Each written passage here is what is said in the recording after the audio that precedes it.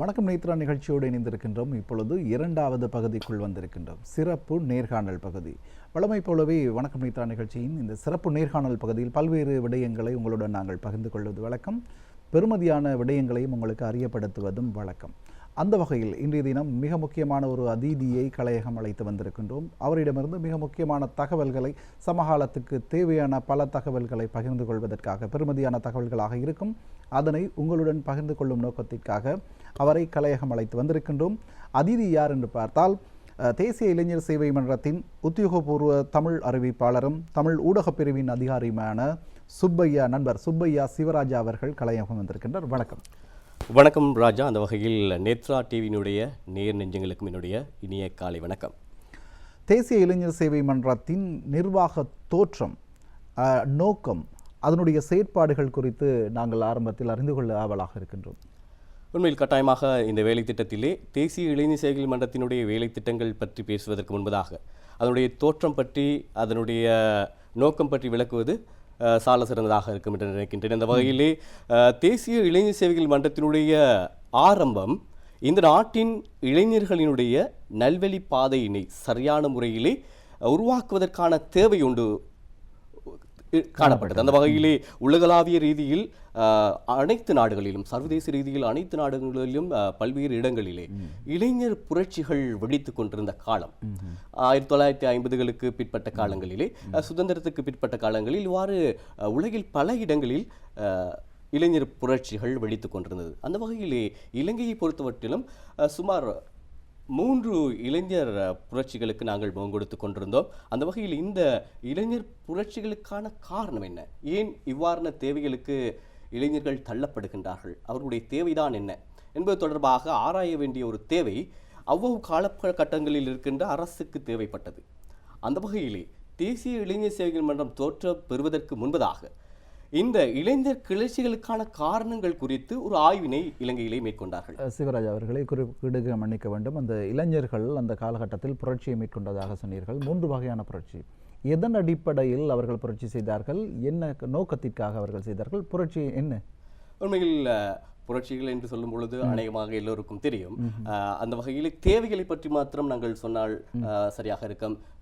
சில புரட்சிகள் இளைஞர்களுக்கான சரியான களம், அவர்களுக்கான முன்னேற்ற களங்கள் சரியான முறையில் காணப்படாமை பிரதான காரணங்களாக இருந்தது. அதே போல மொழி ரீதியான பிரச்சனைகள், பிரதேச வாரியான பிரச்சனைகள், இவ்வாறான அடிப்படை பிரச்சனைகளை அடிப்படையாக வைத்துக் கொண்டுதான் இதுதான் எங்களுக்கு இருக்கின்ற பாரிய பிரச்சனை என அவர்கள் கருதிய காலம் இருந்தது. ஆகவே அது மட்டுமல்ல பிரதான பிரச்சனைகள், அது மட்டுமல்ல அவர்களுடைய பிரதான தேவைகள் என்பதனை உணர்த்தி இளைஞர்களுக்கான களங்கள் இது என்பது, இளைஞர்களுக்கான பாதை, முன்னோக்கி செல்ல வேண்டிய வழிகள் இவ்வாறும் இருக்கின்றது என்பதை காட்ட வேண்டிய ஒரு அரச நிறுவனம் ஒன்று தேவை ஏற்பட்டது. அந்த வகையிலே இது தொடர்பான ஆய்வினை நான் ஆரம்பத்திலே சொன்னது போல ஆய்வினை இஸ்ரேலிய இனத்தவரான பேராசிரியர் அரியலவி இலங்கைக்கு வருகை தருகின்றார்.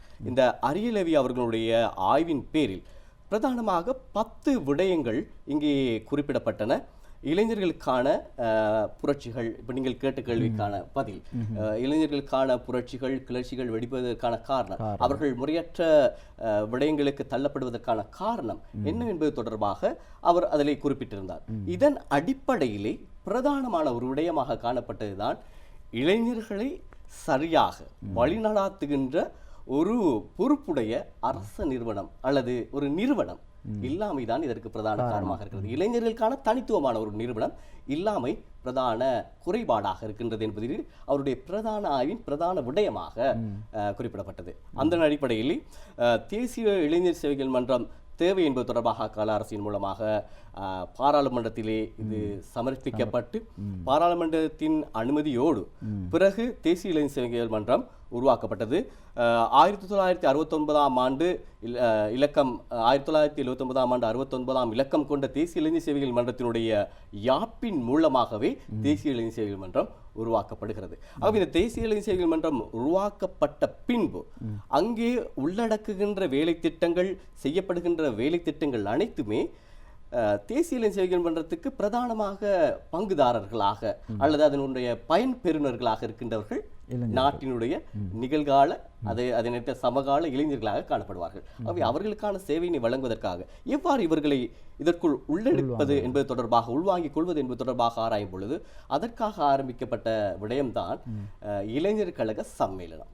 ஆகவே இந்த இளைஞர் கழக சம்மேளனம் என்கின்ற விடயம் நாட்டின் ஒவ்வொரு பாகங்களிலும், அது கிராமமாக இருக்கலாம், நகரமாக இருக்கலாம், பிரதேச மட்டங்களிலே அவர்களுடைய ஊர்களிலே இயங்கிக் கொண்டிருக்கின்றது. கிளர்ச்சிகளுக்கு புரட்சிகளுக்கு காரணமாக இருக்கின்ற இளைஞர்கள், இளைஞர் அமைப்புகள் இளைஞர் கழகங்களாக உருவெடுக்க ஆரம்பித்தன.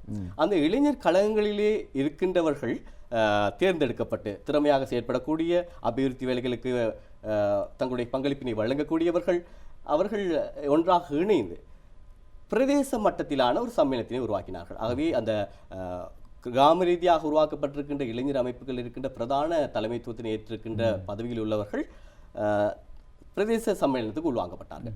இதே போல பிரதேச சம்மேளனத்தில் இருக்கின்றவர்கள் மாவட்ட சம்மேளனத்துக்கு உள்வாங்கப்பட்டார்கள். மாவட்ட சம்மேளனமும் அதே போல அதில் நிர்வாக அதிகாரிகளே உள்வாங்கப்பட்டார்கள்.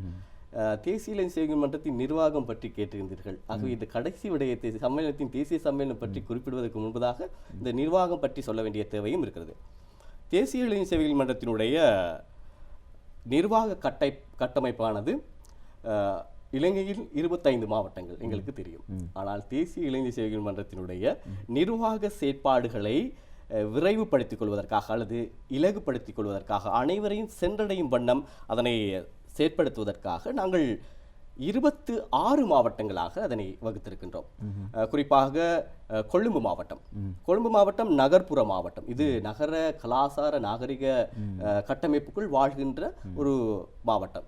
ஏனைய கிராமங்களை விட, ஏனைய நகரங்களை விட சற்றே நாகரிக போகத்தால் அல்லது நாகரிக பின்னணியை கொண்ட ஒரு பிரதேசம். ஆகவே இதனை இரண்டாக பிரித்து நாங்கள் நகர்ப்புற இளைஞர் மாவட்டம் என்றும் அதே நேரத்தில் கொழும்பு மாவட்டம் என்றும் 2 மாவட்டங்களாக பிரித்துக் கொண்டிருக்கின்றோம்.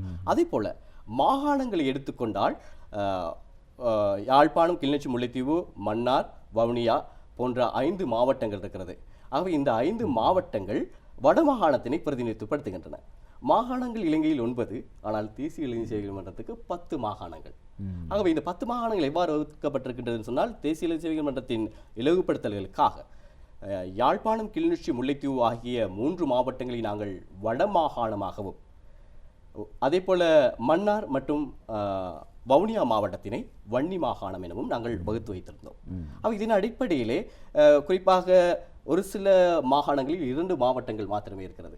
இந்த 2 மாவட்டங்களுக்கு சென்றடைகின்ற வரப்பிரசாதங்கள் அல்லது களங்கள் சரியான முறையில் சமமாக பகிர வேண்டும் என்பதற்காகவே வடமாகாணத்தை 5 மாவட்டங்களை கொண்டிருக்கின்றன. ஆகவே அவர்களுக்கான களங்கள் சமமாக பகிரப்படாது.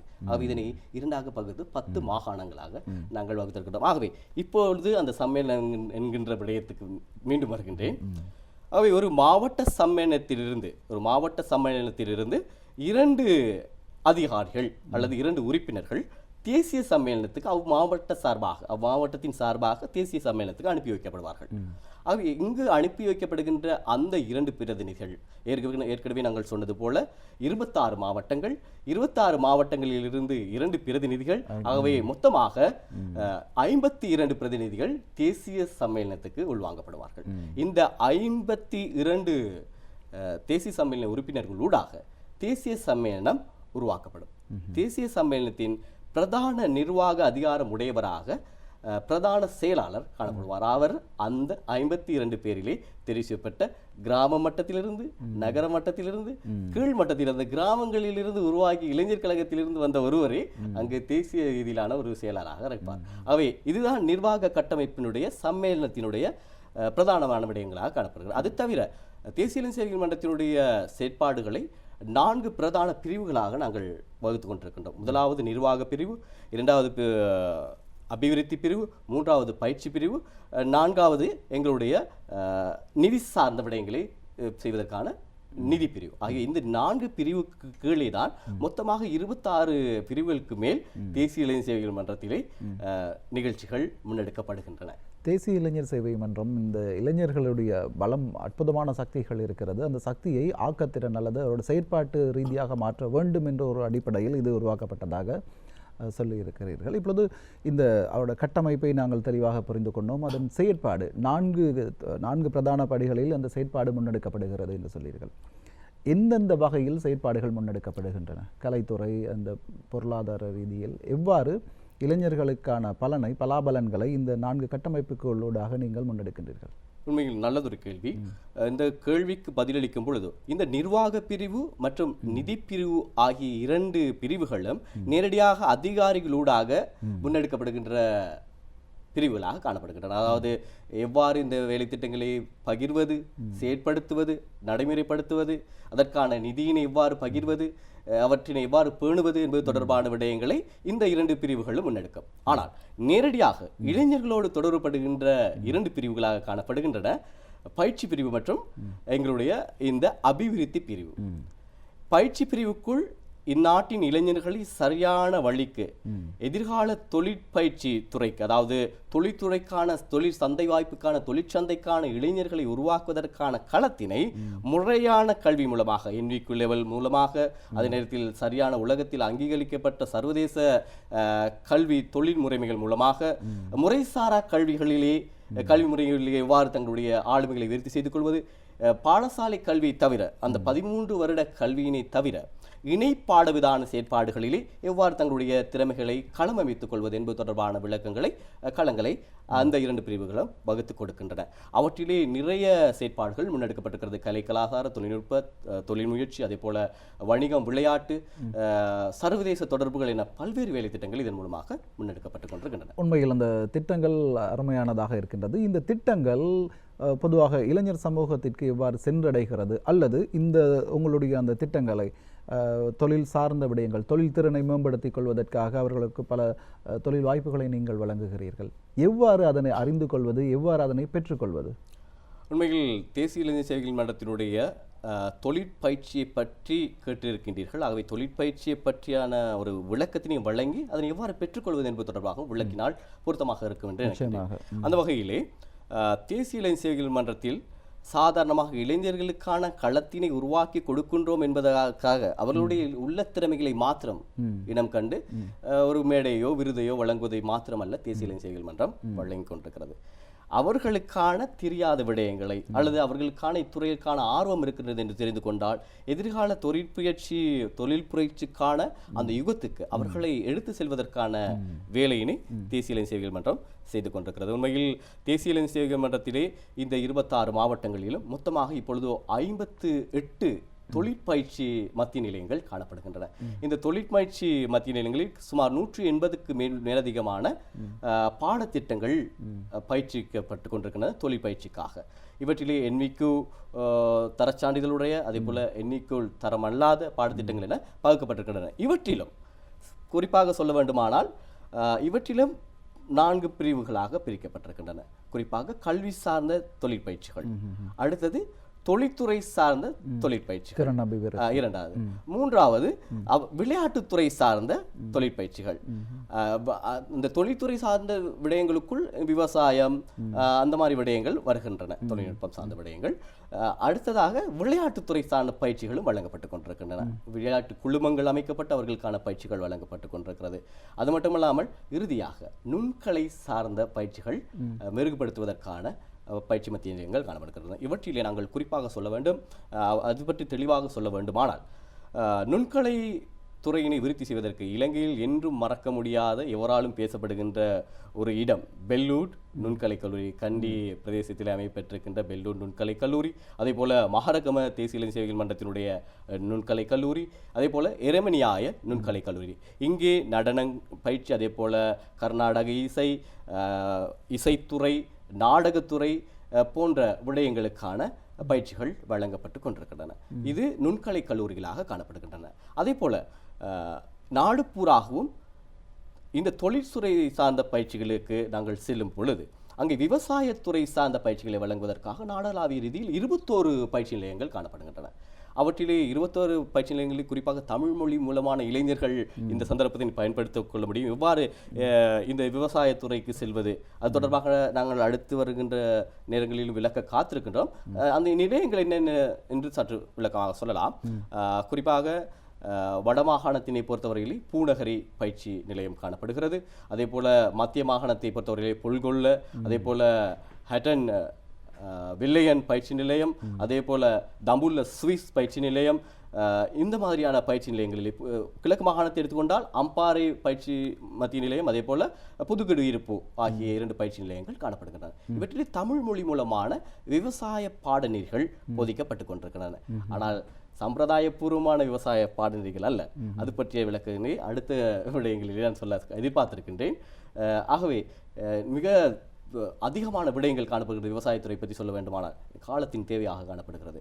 ஆகவே இந்த பயிற்சி நிலையங்களில் அவர்களுக்கான பயிற்சிகளை பெற்றுக்கொள்ள முடியும். விளையாட்டுத்துறை பற்றி பார்க்கும் பொழுது உங்களுக்கு தெரியும், இலங்கையில் இன்று பேசப்படக்கூடிய விளையாட்டுகளில் எங்களுடைய தேசிய விளையாட்டு கரப்பந்தாட்ட விளையாட்டை குறிப்பிடலாம். ஆகவே இந்த கரப்பந்தாட்ட விளையாட்டில் அன்றிலிருந்து இன்று வரை சிறந்த விளையாட்டு வீரர்களை உருவாக்கி கொடுத்திருக்கின்ற பெருமை தேசிய இளைஞர் சேவைகள் மன்றத்துக்கு இருக்கிறது.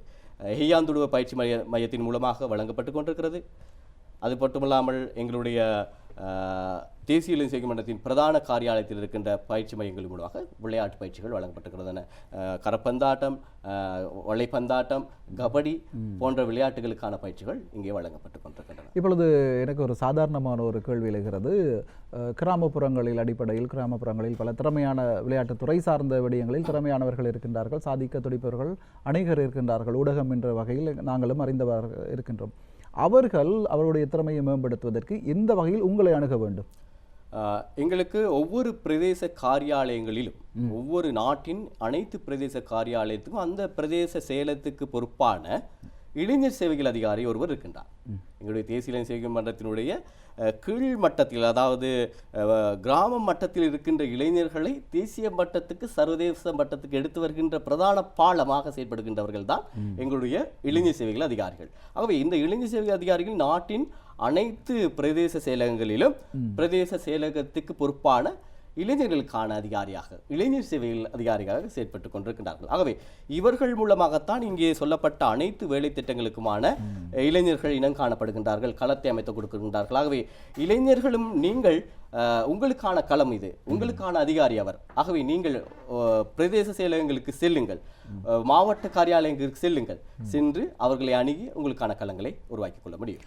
உண்மையில் இந்த வணக்கம் வைத்த நிகழ்ச்சியில் பல விடயங்கள், இளைஞர்களை சார்ந்த பல விடயங்கள், இளைஞர்களை எவ்வாறு சாதிக்கலாம் என்ற பல விடயங்கள் குறித்து உங்களுக்கு நேரடியாக அந்த வாய்ப்பினை எவ்வாறு பெற்றுக்கொள்வது என்பது தொடர்பான விளக்கத்தை நாங்கள் தந்து கொண்டிருக்கின்றோம். இப்பொழுது ஒரு சிறிய விளம்பர இடைவேளை, அதனைத் தொடர்ந்தும் இந்த பெருமதியான நேர்காணல் உங்களுக்காக தொடர காத்திருக்கின்றது. இப்பொழுது ஒரு சிறிய விளம்பர இடைவேளை, அதனைத் தொடர்ந்தும் நாங்கள் கலந்துரையாடலாம்.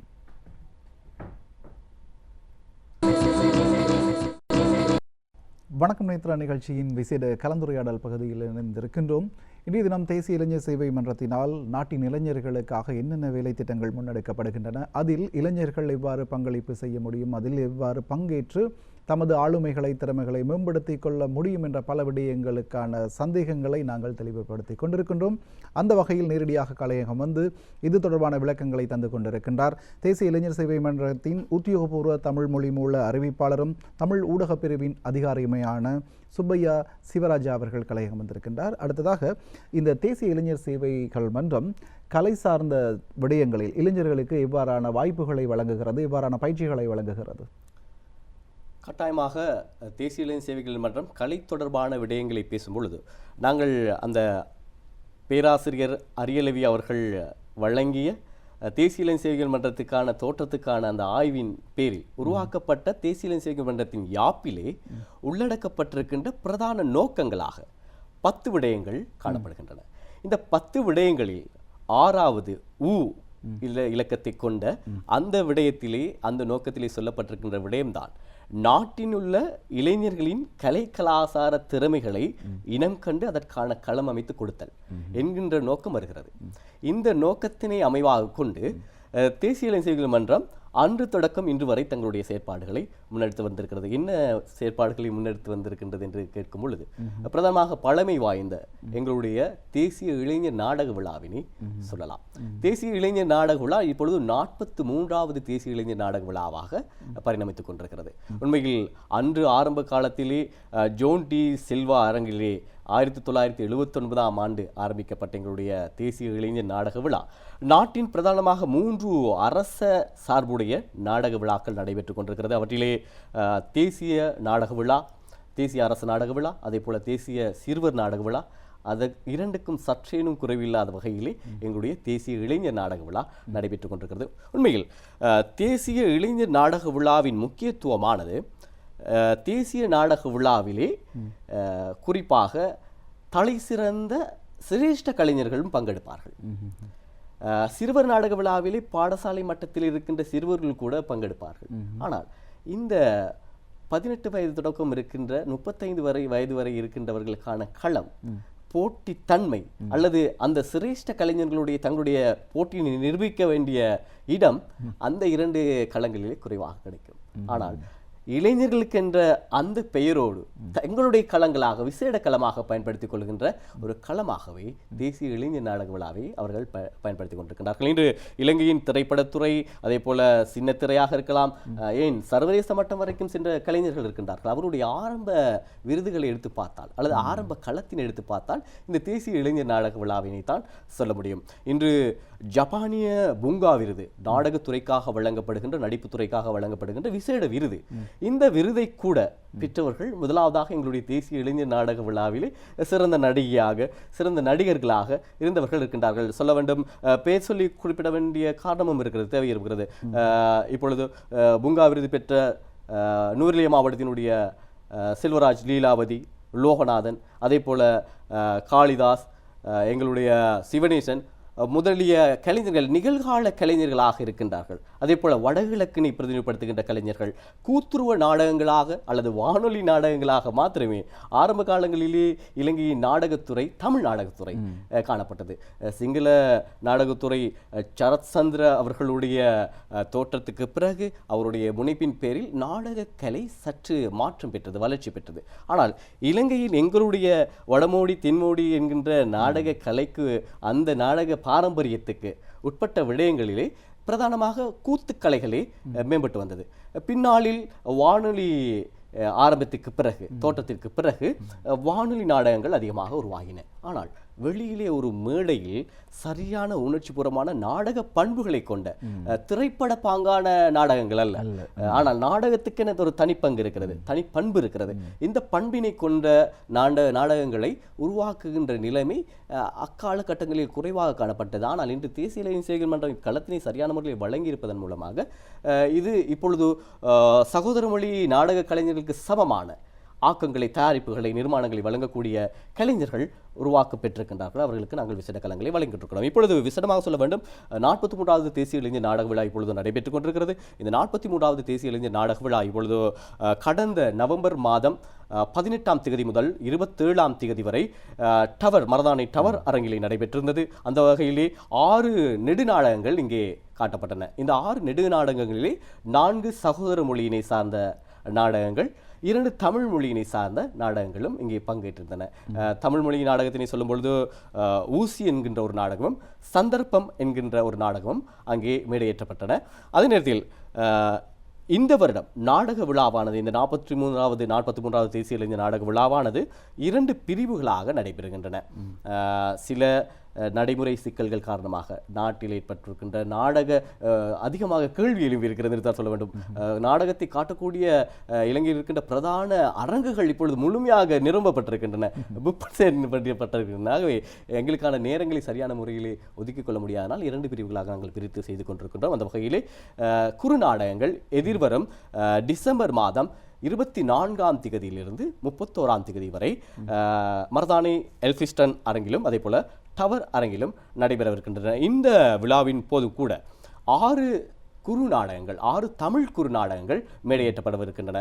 மறுதலிப்பு, வீரனின் மனைவி, மாங்கல்யம் மற்றும் மடையர், இதே போன்ற 6 நாடகங்கள் இங்கே மேடையேற்றப்படவிருக்கின்றன. ஆகவே இந்த 6 நாடகங்களையும் எவ்வாறு நடாத்துகின்றோம் என்றால், நீங்கள் ஆரம்பத்தில் கேட்ட கேள்விக்கு வருகின்றேன். நாடகத்துறையில் ஈடுபாடு இருக்கின்ற இளைஞர்கள் நீங்களும் இதற்கு உங்களுக்கான களங்களை அமைத்துக் கொள்ள முடியும். எப்படி என்றால், நீங்கள் ஒரு பாடசாலையிலேயோ அல்லது கலை நிறுவனத்திலேயோ அல்லது ஏனைய பல்கலைக்கழகங்களிலோ இருந்து வருகின்றவராக இருந்தாலும் கூட பரவாயில்லை, இளைஞர் கழகங்களிலே இதுவரை களம் கிடைக்காதவர்களாக இருந்தாலும் கூட பரவாயில்லை. ஆனால் உங்களுடைய களங்களை நீங்கள் பயன்படுத்திக் கொள்வதற்கு நாங்கள் ஒவ்வொரு வருடமும் எங்களுடைய தேசிய இளைஞர் செயல் மன்றத்தின் தேசிய இளைஞர் விருது வழங்கல் விழாவுக்கான அறிவிப்பினை பத்திரிகைகளிலும் வானொலியிலும் தொலைக்காட்சிகளிலும் ஏன் இப்பொழுது சமூக வலைதளங்களில் கூட நாங்கள் தொடர்ச்சியாக பதிவிட்டுக் கொண்டிருப்போம். வருடத்தின் ஆரம்பத்திலேயே இதை நாங்கள் செய்வோம். அதை செய்த பிறகு இந்த 20 வயதுக்கு இடைப்பட்டவர்கள், அதாவது சாதாரணமாக இளைஞர்கள் என்று சொல்லும் பொழுது தேசிய இளைஞர் செயல் மன்றத்திலே 15 வயது தொடக்கம் 35 வயதுடையவர்கள் பங்கு பெற்ற முடியும் இந்த இளைஞர் விருது வழங்கல் போட்டிகளிலே. அவை இந்த நாடக போட்டியிலும் 15 வயது தொடக்கம் 35 வயதுடைய நாடக கலைஞர்கள், உங்களுடைய திறமைகள் நாடக கலைத்தரம் சம்பந்தமான திறமைகள் உங்களிடம் இருக்குமாக இருந்தால் நீங்கள் விண்ணப்பியுங்கள். முதலாவதாக அதற்கான ஒரு பிரதியாக்கத்தினை எங்களுக்கு தேசிய இளைஞர் செயல் மன்றத்தின் பிரதான காரியாலயத்துக்கு அனுப்பி வையுங்கள். அனுப்பி வைத்ததன் பிறகு அதனை இலங்கையின் நாடக கலை மேடை நாடக கலையில் நிபுணத்துவம் வாய்ந்த கலைஞர்கள் மூலமாக அவர்களை பரிசோதித்து அதற்கான தெரிவு இடம்பெறும். முதலாம் சுற்று தெரிவு இடம்பெறும். இந்த பிரதி தெரிவுகள் இடம்பெற்றதன் பிறகு அவை மேடை ஏற்றுவதற்கு பாங்கானவையா அல்லது தகுதியானவையா என்பதனை தீர்மானித்து 2ஆம் சுற்றுக்கான வாய்ப்புகள் வழங்கப்படும். 2ஆம் சுற்றிலே மாகாண மட்டத்தில் அவர்களுக்கான போட்டி இவரிடம் நடைபெற்றது. மாகாண மட்டத்தில் ஒவ்வொரு மாகாணத்திலிருந்து தங்களுடைய மாகாணத்தை பிரதிநிதிப்படுத்துகின்ற இடங்களிலே அவர்களுக்கு வழங்கப்பட்டிருக்கின்ற மத்திய நிலையங்களுக்கு சென்று அவர்கள் தங்களுடைய நாடகங்களை காண்பிப்பார்கள். அந்த நாடகங்களிலே சிறப்பான நாடக பண்பு, இவை தேசிய மட்டத்துக்கு செல்லக்கூடியது, விருது பெறக்கூடியது, தொடர்ச்சியாக இந்த நாடகங்களை மக்கள் பார்வைக்காக இட்டு செல்லலாம் என நம்பக்கூடிய நாடகங்களை ஒரு சில பயிற்சிகளின் மூலமாக தொடர்ச்சியாக அந்த நாடகங்களை எடுத்து அவர்களுக்கான பயிற்சிகள் வழங்கப்பட்டு அதனை மெருகுபடுத்தி தேசிய மேடைக்கு நாங்கள் எடுத்து வருகின்றோம். இந்த தேசிய களம் ஒரு போட்டியாகத்தான் நடைபெறுகிறது. தேசிய இளைஞர் நாடக விழாவில் தேசிய இளைஞர் நாடக போட்டி தான் அங்கே நடைபெறுகிறது. ஆனால் எங்களுடைய இளம் கலைஞர்களை ஊக்குவிக்கும் முகமாகவும் பார்வையாளர்களின் வரவேற்பினை பெற்றுக்கொள்வதற்காகவும் இவர்களுக்கான பேசும் களத்தினை உருவாக்கிக் கொள்வதற்காகவும் நாங்கள் இலவசமாக இந்த நாடகங்களை பார்வையிடுவதற்காக நாங்கள் எங்களுடைய பார்வையாளர்களுக்கு ஒவ்வொரு தினமும் அதற்கான அழைப்பினை விடுத்திருக்கின்றோம். ஆகவே இதன் மூலமாக இவ்வாறு ஒரு கலைஞர் இருக்கின்றாரா, இவ்வாறு இந்த கலைஞரிடம் இவ்வளவு திறமை இருக்கிறதா என தெரியாத விடயங்கள் இலைமறை காய்களாக இருக்கின்ற எங்களுடைய கலைஞர்கள் வெளிவருவதற்கான களங்களை நாங்கள் இந்த தேசிய இளைஞர் நாடக விழாவின் மூலமாக உருவாக்கி கொடுத்திருக்கின்றோம். அது மட்டுமல்லாமல் இந்த கலைத்துறையோடு பேசும்பொழுது தேசிய இளைஞர் விருது வழங்கல் விழா, தேசிய இளைஞர் விருது வழங்கல் விழாவிலே இலங்கையில் இதுவரை காலமும் அதிகூடிய விருதுகளை ஒரே விருது வழங்கல் விழாவிலே வழங்குகின்ற ஒரு பெரிய ஒரு விருது நிகழ்ச்சியாகத்தான் இது கருதப்படுகிறது. சுமார் 188க்கும் மேற்பட்ட விருதுகள் ஒரே மேடையில் 1ஆம் இடத்துக்கு மாத்திரம் வழங்கப்படுகின்றது. அதில் 2ஆம் இடம் 3ஆம் இடம் வந்து சொல்ல போனால் 500க்கும் மேற்பட்ட விருதுகள் வழங்கப்படும். அது மட்டும் இல்லாமல் திறமைச் சான்றிதழ்கள் வழங்கப்பட்டுக் கொண்டிருக்கின்றன. அவை 188க்கு மேலதிகமான விருதுகளை அனைத்து நுண்கலை, இலக்கிய, கலாசார பண்புகளை கொண்ட அனைத்து கலைகளுக்குமான போட்டிகளை நடாத்தி அவர்களுக்கான விருதுகளை நாங்கள் வழங்கி கொண்டிருக்கிறோம். ஆகவே இந்த விருதுகளை பெறுகின்றவர்கள் அதிக பெரும் போட்டிகளுக்கு மத்தியில் தான் இந்த விருதுகளை தன்னகப்படுத்திக் கொள்கின்றார்கள். ஆகவே இலங்கையின் ஊடகங்களாக இருந்தாலும் சரி, இலங்கையின் கலை சார்ந்த விடயங்களாகவும் சரி, அல்லது கலை சார்ந்த இடங்களை தீர்மானிக்கின்ற இடத்துக்கு வரப்போகின்ற எங்களுடைய இளைஞர்களுடைய ஒரு தகுதியாக இந்த இளைஞர் விருதுகள் அவர்களுக்கான தகுதியை நிரூபித்துக் கொண்டிருக்கின்றன. விருதுகள் என்று பேசிக் கொண்டிருக்கின்றோம். தேசிய இளைஞர் சேவை மன்றம் பல விருதுகளை வழங்குகிறது. அதிலும் குறிப்பாக எடின்பரோ கோமகன் சர்வதேச விருது, அதை பற்றியும் ஒரு விளக்கத்தை தாருங்கள். நாங்கள் இவ்வளவு நேரம் சொல்லிக் கொண்டிருந்த விடயம் ஒரு தேசிய விருது, தேசிய இளைஞர் விருது. ஆகவே கலை, கலாசார, தொழில்நுட்ப விடயங்களோடு கலையோடு தொடர்பட்ட தொழில்நுட்பங்களை கொண்ட விடயங்களுக்கான விருதுகள் வழங்கப்படுகின்ற செயற்பாடு இது தேசிய இளைஞர் விருது. ஆனால் சற்று இந்த பேர் மாற்றம் பெற்று வேறொரு பிரிவு கலாசார பிரிவின் மூலமாக தேசிய இளைஞர் சேவை மன்றத்தினுடைய நுண்கலை மற்றும் கலாசார பிரிவின் மூலமாக நடைமுறைப்படுத்துகின்ற வேலைத்திட்டம் தான் விருது வழங்கல் விழா. ஆனால் தேசிய இளைஞர் சேவை மன்றத்தினுடைய சர்வதேச விருது பிரிவு என்று ஒன்று இருக்கிறது.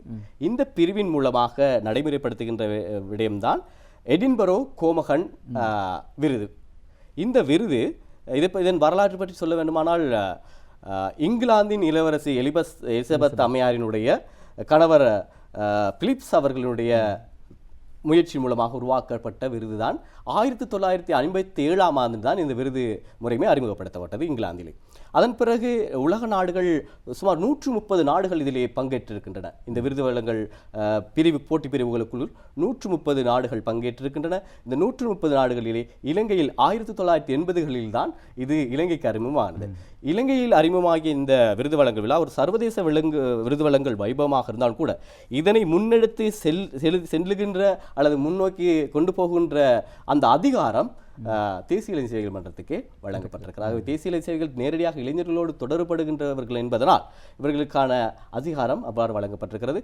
யார் இதிலே பங்கு பெற முடியும் அப்படி என்ற கேள்வி எழும்பும் பொழுது 15 வயதிலிருந்து 24 வயது தொடக்கம் இருக்கின்ற இளைஞர் யுவதிகள் யாராக இருந்தாலும் இதிலே பங்கு பற்ற முடியும். இது கலைத்துறைக்கான விருது வழங்கப்படுகிறது, கல்வித்துறைக்கான விருது வழங்கப்படுகிறது, சமூக சேவைக்கான விருது வழங்கப்படுகிறது, புதிய கண்டுபிடிப்புகளுக்கான விருதுகள் வழங்கப்படுகின்றன. ஆகவே அனைத்து விடயங்களுக்குமான பயிற்சிகள் அவர்கள் தானாகவே சிந்தித்து செயற்படுகின்ற செயற்பாடுகளுக்கு தங்களுக்கான ஊக்குவிப்பினை வழங்குவதற்கான களங்களை இந்த எடின்பரோ கோமகன் விருது வழங்கல் செயற்பாடின் மூலமாக தங்கம், வெள்ளி, அதே போல வெண்கலம் விருதுகள் வழங்கப்பட்டு கொண்டிருக்கின்றன. இவர்கள் கல்வி மட்டத்திலே அல்லது சர்வதேச மட்டத்திலே செல்லும் பொழுது அவர்களுக்கான புள்ளிகளை பெறுவதற்கான ஒரு வாய்ப்பினை பல்கலைக்கழகத்துக்காக இருந்தாலும் சரி அல்லது தொழில் வாய்ப்புகள் சர்வதேச ரீதியில் செல்வதற்குமான ஒரு அங்கீகாரத்தினை மிகப்பெரிய அங்கீகாரம் மிகப்பெரிய பெருமதி கொண்ட ஒரு விருது இது அவர்களினை பெற்றுக்கொண்டவர்களுக்கு தெரியும். ஆகவே அன்பான எங்களுடைய புதிய தலைமுறை இளைஞர்களுக்கு நாங்கள் சொல்வது இதுதான். உங்களுடைய பாடசாலைகளில் உங்களுடைய இளைஞர் சேவைகள் அதிகாரிகள் மூலமாக நீங்கள் இதன் தொடர்பான விவரங்களை பெற்றுக்கொண்டு இவ்வாறான செயற்பாடுகளில் ஈடுபடுங்கள். இவை உங்களுக்கான களங்களை உறுதி செய்து தரும் என்பதனை நாங்கள் தொடர்ச்சியாக அவர்களுக்கு அறிவுறுத்தி கொண்டிருக்கின்றோம். இவ்வளவு எடின்பரோ கோமகன் விருது குறித்து சொல்லியிருந்தோம். ஒரு சர்வதேச விருதாக காணப்படுகிறது. சர்வதேச மட்டத்தில் செல்வதற்கு இளைஞர் யுவதிகளுக்கான வாய்ப்புகள் எவ்வாறு இருக்கின்றது? அது உங்கள் மூலம் எவ்வாறு வழங்கப்படுகின்றன? உண்மையில் இந்த சர்வதேச விருது தேசிய இளைஞர் சேவைகள் மன்றத்தின் மூலமாக இலங்கையில் இருந்தே நடைமுறைப்படுத்தி கொண்டிருக்கின்ற வேலை திட்டம். ஆனால் உங்களுக்கு தெரியும், நாடளாவிய ரீதியில் இப்பொழுது வடகிழக்கு பகுதிகளில் இருந்து தென் மாகாணம் நோக்கி செல்கின்ற ஒரு வேலை திட்டம், அதே போல சப்ருக மாகாணத்திலிருந்து மத்திய மாகாணம் நோக்கி செல்கின்ற ஒரு வேலை திட்டம். இதற்கு நாங்கள் பெயர் வைத்திருக்கின்றோம் தேசிய இளைஞர் பரிமாற்று வேலை திட்டம் என்று. இது நாட்டுக்குள்ளே இளைஞர்களை அவ்வளவு பிரதேசங்களுக்கு சென்று அவருடைய கலாச்சாரம், அவருடைய விழுமியங்கள், அவருடைய பாரம்பரியம், அவருடைய உணவு வகைகள், அவருடைய பின்பற்றல்கள் தொடர்பாக தெரிந்து கொண்டு பகிர்ந்து கொள்வதற்கான வாய்ப்புகள். இதன் மூலமாக நாட்டின் இனங்களுக்கு இடையிலான சமத்துவத்தினை பேணுவதற்கு, நல்லிணக்கத்தினை பேணுவதற்கான வாய்ப்பினை நாங்கள் உருவாக்கி கொடுத்து கொண்டிருக்கின்றோம். அதுபோலவே சர்வதேச அனுபவங்களையும் பெற்றுக் கொடுப்பதற்காக தேசிய இளைஞர் சேவைகள் மன்றத்தின் மூலமாக சர்வதேச இளைஞர் பரிமாற்ற வேலை திட்டங்களும் வழங்கப்பட்டு கொண்டிருக்கின்றன. ஆகவே வெவ்வேறு நாடுகளுக்கு சென்று அந்த நாடுகளின் கலாச்சாரங்களை, தொழில்நுட்பங்களை, அவருடைய பண்பாட்டு விழுமியங்களை தெரிந்து கொண்டு வருவதற்கான வாய்ப்புகளை தேசிய இளைஞர் சேவைகள் மன்றத்தின் வெளிவிவகார பிரிவின் மூலமாக நாங்கள் உருவாக்கி கொடுத்திருக்கின்றோம். அது மட்டுமல்லாமல் தேசிய இளைஞர் சேவைகள் மன்றத்தின் மூலமாக நிப்போன் மாரு என்கின்ற ஜப்பானிய கப்பல் போக்குவரத்து 40 நாடுகளுக்கு சென்று வருகின்ற வாய்ப்பு. இதை நேர்முக தேர்வின் மூலமாகவே தெரிவு செய்யப்படுவார்கள். இலங்கை பூராகவும் நடாத்தப்பட்ட மிக கடினமான சிக்கலான நேர்முக பரீட்சைக்கு முன்கொடுத்தவர்கள், திறமையானவர்கள் தெரிவு செய்யப்பட்டு 40 நாடுகளுக்கு சென்று வருவதற்கான வாய்ப்பினை. இதன் மூலமாக எங்களுடைய நாட்டினுடைய கலாச்சாரம், தொழில்நுட்பம், எங்களுடைய பண்பாட்டு விளிமைகளையும் அவ்வளவு நாடுகளுக்கு சென்று அவர்கள் சென்று வருவதற்கான வாய்ப்புகள் வழங்கப்படுகிறது. அது மட்டும் இல்லாமல் ஏனைய நாடுகளில் நடைபெறுகின்ற தலைமைத்துவ பயிற்சிகள், அதே போல தொழில் வழிகாட்டல்கள், இவ்வாறான செயற்பாடுகளுக்கும் நாங்கள் தேசிய இளைஞர் சேவை மன்றத்தின் மூலமாக வெளியில் தெரிவித்தாலும் கூட தொடர்ச்சியாக அனுப்பி கொண்டிருக்கின்றோம். ஆகவே இதற்கு நான் நினைத்தவாறு அல்லது எங்கிருக்கின்ற எங்களுடைய பிரதான அதிகள் நினைத்தவாறு அல்ல அனுப்பி கொண்டிருக்கின்றார்கள். தேசிய இளைஞர் சேவை மன்றத்தின் நாங்கள் ஆரம்பத்திலே சொன்னது போல இளைஞர் கழகங்களில் இருக்கின்ற இளைஞர்களை பிரதேச மட்டத்தில், மாவட்ட மட்டத்தில், மாகாண மட்டத்தில் அவர்களுக்கான பரீட்சைகள், நேர்முக தேர்வுகள் செய்து கடைசியாக தேசிய மட்டத்திலான ஒரு நேர்முக தேர்வினை செய்து அவர்களுக்கான வெளிநாட்டு குழுமம் என்ற ஒரு குழுமத்தினை நாங்கள் அமைத்து வைத்துக் கொள்வோம் ஆரம்பத்திலே. ஆகவே இந்த வெளிநாட்டு குழுமத்திலே அவ்வளவு திறமைகளை கொண்டவர்கள் அவருடைய திறமை அடிப்படையிலே நாங்கள் வகுத்து வைத்திருப்போம். எந்த வேலை திட்டத்திற்கு யாரை அனுப்ப வேண்டும் என்கின்ற அடிப்படையிலே அவ்வளவு வேலை திட்டங்களுக்கு அவர்கள் பயன்படுத்தப்படுவார்கள். இவை தொடர்பான விடயங்களும் உங்களுக்கு தெரியும். சர்வதேச இளைஞர் மகாநாடு இலங்கையில் நடைபெற்று அப்பொழுது தேசிய இளைஞர் சேவைகள் மன்றம் தான் அதனை முன்னின்று நடாத்தியிருந்தது. ஆகவே இந்த சர்வதேச ரீதியான செயற்பாடுகளையும் தேசிய இளைஞர் சேவைகள் முன்னெடுப்பதற்கான வாய்ப்புகளை இளைஞர்களுக்கு வழங்கிக் கொண்டிருக்கிறது. உண்மையில் பல விடயங்கள், தெரியாத பல விடயங்களை தெரிந்து கொள்ளக்கூடியதாக இருக்கின்றது. இந்த சமூகத்தில் உள்ள இளைஞர்கள் தனது எதிர்காலத்தை வெற்றிகரமாக மாற்றிக்கொள்வதற்கு என்னென்ன விடயங்களை கைக்கொள்ள வேண்டும் என்ற பல விளக்கங்களை நண்பர் சிவராஜா தந்து கொண்டிருக்கின்றார். அடுத்ததாக இன்றைய இளைஞர் சமூகத்தை பற்றி நாங்கள் பேசிக் கொண்டிருக்கின்றோம். இன்றைய இளைஞர் சமூகம் ஊடகத்துறை சார்ந்த ஒரு மோகத்தில் அல்லது ஊடகத்துறை சார்ந்த அதிக ஒரு கேள்வி கொண்ட ஒரு சமூகமாக மாறி இருக்கின்றது. ஊடகத்துறையில் பங்கேற்க வேண்டும், ஊடகத்துறையில் வர வேண்டும் என்று ஒரு எதிர்பார்ப்பு இருக்கின்றது. அந்த ஊடகத்துறை சார்ந்த விடயங்களில் உங்களுடைய தேசிய இளைஞர் சேவை மன்றம் என்னென்ன விடயங்களை அவர்களுக்காக ஒரு வாய்ப்பாக வழங்குகிறது? தேசிய இளைஞர் சேவைகள் மன்றம் ஊடகம் சார்ந்த திறமைகளை கொண்ட இளைஞர்களுக்கு களங்களை வழங்கும் நோக்கோடு அவர்களுக்கான செயற்பாடுகளை பல்வேறு முறையிலே முன்னெடுத்து வருகின்றன. உண்மையில் பாடசாலை மாணவர்களுக்கான ஒரு வேலைத்திட்டம், ஊடக பாசறை என்கின்ற வேலைத்திட்டமும், அதே நேரத்திலே இளைஞர்களுக்கான வேலைத்திட்டமாக ஊடக பயிற்சி வேலைத்திட்டம் எனவும் நாங்கள் இதனை வழிநடாத்தி செல்கின்றோம். கடந்த காலங்களிலே சிங்கள மொழி மூலமாக மாத்திரம் மொழிபெயர்ப்பு மூலமாக செய்யப்பட்ட வேலைத்திட்டங்கள் இப்பொழுது தமிழ் மொழிக்காகவும் செய்யப்பட்டு கொண்டிருக்கின்றன. ஆகவே இவ்வாறான வேலைத்திட்டங்கள் மூலமாக இன்று இலங்கையின் பல ஊடகங்களிலே திறமையான ஊடகவியலாளர்கள், அறிவிப்பாளர்கள், கலைஞர்கள், அதே போல நேருக்கு நேர் தைரியமாக சொல்லக்கூடிய ஊடகவியலாளர்கள் இப்பொழுது தோட்டம் பெற்றுக் கொண்டிருக்கின்றார்கள். எல்லா ஊடகங்களையும் நாங்கள் பெயரிட்டு சொல்லக்கூடிய வகையிலே அமர்ந்திருக்கின்றார்கள். சரி, இறுதியாக நாம் ஒரு முக்கியமான கேள்வி. இப்பொழுது தேசிய இளைஞர் சேவை மன்றம் நாட்டின் இளைஞர்களுக்காக பல பரந்துபட்ட அவருடைய அடிப்படை என்ன தேவையாக இருக்கின்றதோ அனைத்தையும் பூர்த்தி செய்யும் வகையில் பல விடயங்களை வழங்குகிறது. இந்த தேசிய இளைஞர் சேவை மன்றம் குறிப்பாக நாங்கள் தமிழ் மொழியில் மூலம் பேசிக் கொண்டிருக்கிறோம். தமிழர் சார்ந்த விடயங்கள், தமிழர் பகுதிகளில் இருந்தது, தமிழர் தரப்பிலிருந்து இந்த உங்களுடைய தேசிய இளைஞர் சேவை மன்றத்திற்கு அவர்களுடைய பயன் பெற்றுக் கொள்பவர்கள் அல்லது பங்களிப்பு எவ்வாறு இருக்கின்றது? உங்களுடைய திருப்திகரமானதாக இருக்கின்றதா? அவருடைய பங்கு பெற்றுதல், அவருடைய பலன் பெறும் விகிதம் திருப்திகரமானதாக இருக்கின்றதா? ஏனென்றால் நீங்கள் தமிழ் மொழிக்கு ஒரு அதிகாரியாக இருக்கின்றீர்கள்.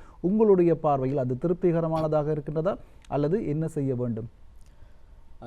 கடந்த ஆரம்ப காலங்களுடன் ஒப்பிட்டு பார்க்கும் பொழுது சற்று இப்பொழுது அதில் அபிவிருத்தி காணப்படுகிறது, வளர்ச்சி பாதை நோக்கி சென்று கொண்டிருக்கின்றது என்று நான் சொல்ல வேண்டும். ஆரம்பத்திலே யுத்த காலங்களிலே அல்லது நாட்டின் பல்வேறு பிரச்சனைகள் நிலவிய காலங்களிலே சுதந்திரமாக நடமாடுகின்ற அல்லது கருத்து சுதந்திரமற்ற கால நிலைமைகள் காணப்பட்டன. இதனால் தென் பிரதேசங்களுக்கு வந்து இவ்வாறான நிகழ்ச்சிகளில் பங்கு பெறுவதற்கான வாய்ப்புகளை இளைஞர்கள் உருவாக்கிக்கொள்வதற்கு தயங்கினார்கள், பயப்பட்டார்கள். ஆனால் இன்று அந்த நிலைமை உங்களுக்கான களம் இது உங்களுக்கான இடம் என்பதனை தெளிவுபடுத்தி இன்று இளைஞர்களின் பங்களிப்பினை குறிப்பாக வடகிழக்கு பிரதேசங்களிலிருந்து, மத்திய மலைநாட்டு பிரதேசங்களிலிருந்து, ஏனைய தென் மாகாணங்களிலிருந்து கூட சொல்ல முடியாத சிங்கள இனத்தவர்கள் அல்லது சகோதர மொழியினர்கள் அதிகமாக செறிந்து வாழ்கின்ற பிரதேசங்களில் கூட பெரும்பான்மையானவர்கள் கூடுதலாக செறிந்து வாழ்கின்ற பிரதேசங்களில் இருந்து கூட இன்று தமிழர்கள் அதிகமாக வந்து கொண்டிருக்கின்றார்கள், தமிழ் இளைஞர்கள் பங்கு பெற்று இருக்கின்றார்கள். ஆனால் இது இப்பொழுது கூட நாங்கள் திருப்தி அடையவில்லை. இது போதாது, உங்களுக்கான களம் இன்னும் அதிகமாக இருக்கிறது. இந்த களத்தினை முழுமையாக பயன்படுத்திக் கொள்ளுங்கள். இது உங்களுக்கான இடம், உங்களுக்கான களம். இந்த களத்தின் மூலமாக முன்னேறுவதற்கான வாய்ப்புகள் அதிகமாக இருக்கிறது. அந்த வாய்ப்புகளை சரியாக பயன்படுத்திக் கொள்ளும் பொழுதே தேசிய இளைஞர் சேவைகள் மன்றத்தின் செயற்திட்டங்கள் 100% வெற்றி பெற்றதாய் நாங்கள் கருத முடியும். ஆகவே இந்த செயற்பாடுகளுக்கு நீங்கள் உங்களுடைய பிரதேச மட்டத்திலிருந்து இளைஞர் கழகங்களை உருவாக்கிக் கொள்ளுங்கள், உங்களுடைய ஊர்களுக்கு வேலை செய்யுங்கள், சமூக செயற்பாடுகளில் ஈடுபடுங்கள், சமூக நலவிரும்பி செயற்பாடுகளை நீங்கள் முன்வந்து தொண்டர் சேவைகளில் ஈடுபடுங்கள். அதன் மூலமாக உங்களுடைய தலைமைத்துவத்தினை, உங்களுடைய ஆளுமையினை, உங்களுடைய செயற்பாட்டு முன்னெடுப்பு திறன்களை விருத்தி செய்து கொள்ளுங்கள் என நாங்கள் அழைத்துக் கொண்டிருக்கின்ற வேலை மட்டுமல்லாமல் இதன் வாயிலாக மற்றவர்களுக்கு வேலை செய்வது மட்டுமல்ல, உங்களுடைய சுய திறமைகளையும் மெருகுபடுத்திக் கொள்ளுங்கள் என தான் நாங்கள் உங்களுக்கு அழைப்பு விடுத்துக் கொண்டிருக்கின்றோம். ஆகவே உண்மையில் ஒரு இளைஞர்கள் தன்னுடைய எதிர்கால பயணத்தை, எதிர்கால வாழ்க்கையை எவ்வாறு சிறப்பாக அமைத்துக் கொள்ள வேண்டும், அதற்கான எவ்வாறான திட்டங்களை வகுக்க வேண்டும் என்ற பல விடயங்களை தெரிந்து கொண்டார். இறுதியாக ஒரு கேள்வி கேட்கலாம் என்று நினைக்கின்றோம். அதாவது இந்த ஆர்வமுள்ளவர்கள், போதிய அளவு தெளிவினை பெற்றுக்கொள்ளாதவர்கள் எவ்வாறு தொடர்பு கொள்ளலாம், தொடர்பு கொண்டால் அதனை மேம்படுத்திக் கொள்ளலாம்? சிலர் இருப்பார்கள் தவறவிட்டவர்கள், அவர்களுக்கு ஏதேனும் இறுதியாக உங்களுடைய வாய்ப்புகளை நாங்கள் இதிலிருந்து எதிர்பார்க்கின்றோம், இந்த நிகழ்ச்சியினூடாக எவ்வாறு உங்களிடமிருந்து அதிக அளவிலான வாய்ப்புகளை பெற்றுக்கொள்வது என்பது, அவ்வாறு வாய்ப்புகளை வழங்குவதற்கு என்ன செய்யலாம் பெற்றுக்கொள்வதற்கு? தேசிய இளைஞர் சேவைகள் மன்றத்தின் மூலமாக நீங்கள் உங்களுடைய சேவைகளை இவ்வாறு நாங்கள் சொன்ன இத்தனை பிரிவுகள் மூலமாக இவ்வளவு வேலை திட்டம், இன்னும் சொல்ல முடியாத நிறைய வேலை எங்களுக்கு களம் கிடைக்காத நேரம் போதாமையானால் மட்டுப்படுத்தப்பட்ட விடயங்கள் நிறைய இருக்கிறது. இன்னும் இது பற்றி நீங்கள் தெரிந்து கொள்வதற்கு எங்களுடைய தேசிய இளைஞர் சேவைகள் மன்றத்தினுடைய தேசிய இளைஞர் சேவைகள் மன்றம் நேஷனல் யூத் சர்வீசஸ் கவுன்சில் என்கின்ற எங்களுடைய இணையதள பகுதிக்கு சென்று நீங்கள் பரிசோதிக்கலாம். அதன் மூலமாக நிறைய விடயங்களை நாங்கள் வெளியிட்டுக் கொண்டிருக்கின்றோம். அதன் மூலமாக நீங்கள் தொடர்ச்சியாக இளைஞர் சேவைகள் மன்றத்துடன் தொடுப்போடு இருக்க முடியும் என்ற தகவலை வழங்குவது மட்டுமல்லாமல் இளைஞர் சேவைகள் அதிகாரிகள் உங்களுக்காகவே வேலை செய்வதற்காக நியமிக்கப்பட்டிருக்கின்றார்கள். ஆகவே ஒவ்வொரு கிராமத்துக்கும் செல்ல வேண்டிய கடமை அவர்களுக்கு இருக்கிறது. ஆகவே அவர்களை நாடுங்கள். உங்களுக்கான தேவைகள், தொழிற்பயிற்சிக்கான தனி அதிகாரிகளும் நியமிக்கப்பட்டிருக்கின்றார்கள். தொழில் வழிகாட்டலுக்கான தனி அதிகாரிகள் நியமிக்கப்பட்டிருக்கின்றார்கள். இவர்கள் எங்களுடைய தேசிய இளைஞர் சேவைகள் மன்றத்தினுடைய மாவட்ட காரியாலயங்களிலும் அதே போல பிரதேச செயலகங்களிலும் இருக்கின்றார்கள். இவர்களை நாடி அவர்களுக்கான ஆலோசனைகளை பெற்றுக்கொள்வதற்கான வாய்ப்பு உங்களுக்கு இருக்கிறது. ஆகவே அன்பான இளைஞர்களே, எங்களுடன் இணைந்து கொள்ளுங்கள், வாருங்கள். இன்னும் உங்களுக்கான களம் இன்னும் அதிகமாக காணப்படுகிறது. உங்களுக்காக திறக்கப்பட்டிருக்கின்ற இந்த களத்தினை முறையாக பயன்படுத்திக் கொள்ளுங்கள். இதன் மூலமாகவே தேசிய இளைஞர் சேவைகள் மன்றம் தன்னுடைய சேவையினை முழுமையாக இளைஞர்களுக்கு இடத்தில் சென்றடைவதற்கான களத்தினை உருவாக்கி இருக்கின்றது என்ற நம்பிக்கை எங்களுக்கு உருவாகும். நிச்சயமாக அற்புதமான பல விடயங்கள், பெருமதியான பல விடயங்களை தந்தமைக்காக உங்களுக்கு மீண்டும் நேத்ரா குடும்பம் சார்பாக நன்றிகளை தெரிவித்துக் கொள்கின்றோம். இளைஞர்கள் தனது வாழ்க்கையை எவ்வாறு வலுப்படுத்திக் கொள்வது, அவருடைய திறமையை எவ்வாறு மேம்படுத்திக் கொள்வது, அல்லது ஒரு தொழில் வாய்ப்பினை எவ்வாறு பெற்றுக்கொள்வது, தொழில் வாய்ப்பு மட்டுமல்ல கலை கலாச்சாரத்துறையில் தமக்குள்ள ஆர்வத்தினை மேம்படுத்திக் கொள்வது எவ்வாறு என்பது பல விடயங்களை தெளிவாக தந்திருந்தோம். இந்த விடயங்களை இவர் சொன்னது போல அந்த விடயங்களை நீங்கள் எவ்வளவு பெற்றுக்கொள்கிறீர்களோ அல்லது பலன் அடைகின்றீர்கள் என்பதில்தான் இந்த உங்களுடைய வெற்றி தங்கியிருக்கின்றது. அந்த வகையில் தேசிய இளைஞர் சேவை மன்றத்திலிருந்து நேரடியாக வந்து இந்த அற்புதமான பயனுள்ள பல விடயங்களை தந்தமைக்காக தேசிய இளைஞர் சேவைகள் மன்றத்தின் உத்தியோகபூர்வ தமிழ் மூல அறிவிப்பாளரும் தமிழ் ஊடகப் பிரிவின் அதிகாரியுமான சுப்பையா சிவராசா அவர்களுக்கு மீண்டும் நேத்ரா குடும்பம் சார்பாக எமது மனமார்ந்த நன்றிகளை தெரிவித்துக் கொள்கின்றோம். நன்றி. நன்றி ராஜா.